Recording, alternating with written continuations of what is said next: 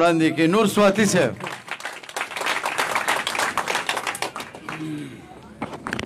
بسم الله الرحمن الرحیم. ډیره مننه د واده زلمي ته یو قطعه ده هغه ته دې ډالۍ چې یو ځلې نه اشنا په څو څو ځله مبارک شه، یو ځلې نه اشنا په څو څو ځله مبارک شه، لمحې د خوشحالۍ دې د زړه سره مبارک شه، او سپرلی د ښایستونو دې د عمر میلمانه شه، دا مینه دې زما د زړه د تله مبارک شه. مننه. یو څو شعرونه دي صدر صاحب چې وایي تا دې د ښایست دوران د ګوتې نه نیولی دی، تا دې د ښایست دوران د ګوتې نه نیولی دی، ما ورته معصوم ارمان د ګوتې نه نیولی دی، تا دې د ښایست دوران د ګوتې نه نیولی دی، ما ورته معصوم ارمان د ګوتې نه نیولی دی، او مینه کې دې زه تر لیونتوب تر حده لاړم،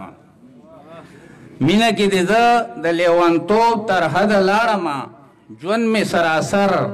هجران د ګوتې نه نیولی دی، او دا دنیا میله ده سود او زیان دی د ایمان پکې،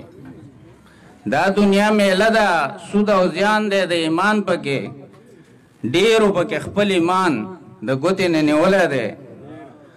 او بیا یې د بېګار دپاره خان بوزي د ځان سره، بیا یې د بېګار دپاره خان بوزي د ځان سره، زوی د غریب دهقان د ګوتې نه نیولی دی، او هر وخت د خپل نفس او خواهشاتو غلامي کوي، هر وخت د خپل نفس او خواهشاتو غلامي کوي، دا سړی خالص شیطان د ګوتې نه نیولی دی. او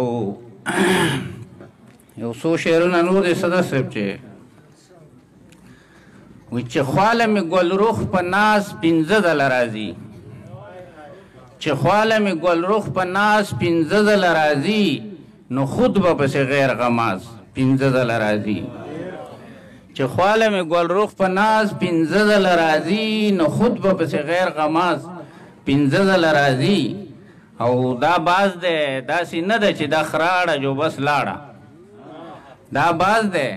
داسې نه ده چې دا خراړه جو بس لاړه، پنځه ځله که لاړ شي باز پنځه ځله راځي، او ته یو ځل پکې لاړې مسافره بیا را نغلې، ته یو ځل پکې لاړې مسافره بیا را نغلې، هفته کې دغه یو جهاز پنځه ځله راځي. او دې شعر ته توجه غواړم چې موږ خاورو دا غږ چې راشئ ځای د کامیابۍ دی، موږ خاورو دا غږ چې راشئ ځای د کامیابۍ دی، موږ نه ځو ګینې دا اواز پنځه ځله راځي. ډېره مننه.